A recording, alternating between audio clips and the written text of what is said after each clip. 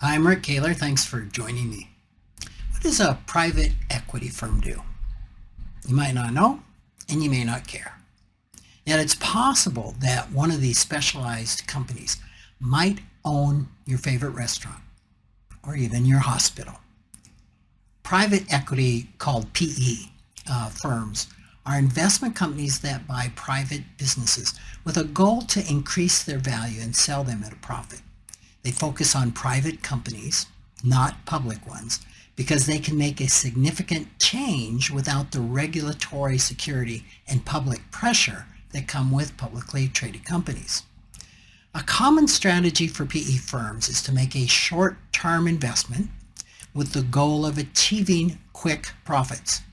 Now, this sometimes results in negative consequences for the acquired companies, their employees, and their customers. The recent Red Lobster bankruptcy is one example. A PE firm, Golden Gate Capital, purchased Red Lobster in 2014 for $2.1 billion, which included 500 properties, real estate that was owned by the company. To help finance the purchase, Golden Gate sold the properties back for $1.5 billion to the American Realty Capital Company, and then leased them back. It's called a sale leaseback. The rents needed to make the leaseback agreement viable to the purchaser significantly increased Red Lobster's operating costs, which eventually contributed to the bankruptcy.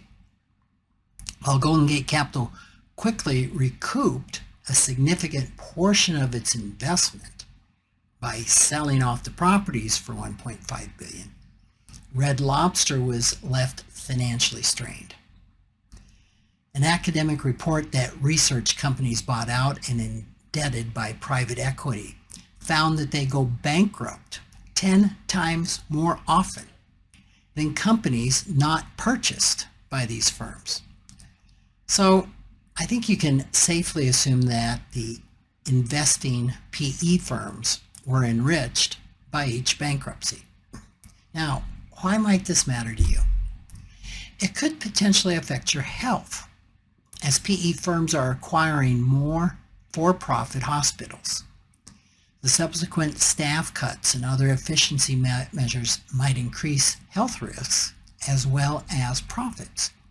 And that was recorded to a Harvard Medical School researcher who looked at data from 2009 to 2019 from 51 acquired hospitals and 259 hospitals that were not owned by PE firms.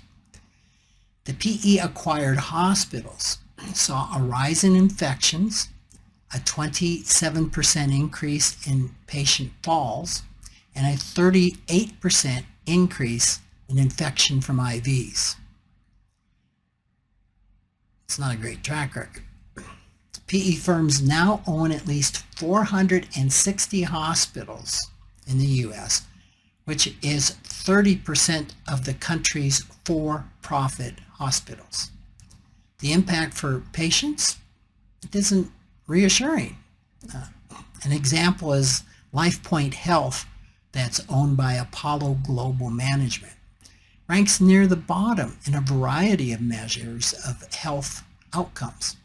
And that's in the bottom compared to its peers. It's been cited for cutting staff, reducing essential healthcare services, and selling off real estate for quick profits. PE firms have also purchased roughly 6,000 physician practices. And the news doesn't get any better with PE ownership of nursing homes. A study conducted by the National Bureau of Economic Research highlighted that PE owning nursing homes saw a 1.7% higher chance of dying. So the mortality rate amongst Medicare patients over a 12-year period resulted in approximately 20,000 more deaths. Another article found a 10% higher chance of mortality when purchased by a private equity firm. The primary ways that PE ownership affects mortality include cost-cutting measures that reduce staffing levels and compromise the quality of care. These facilities often show higher staff turnover and lower compliance with care standards, which includes higher rates of antipsychotic drug use. These, not surprisingly, lead to adverse outcome for patients.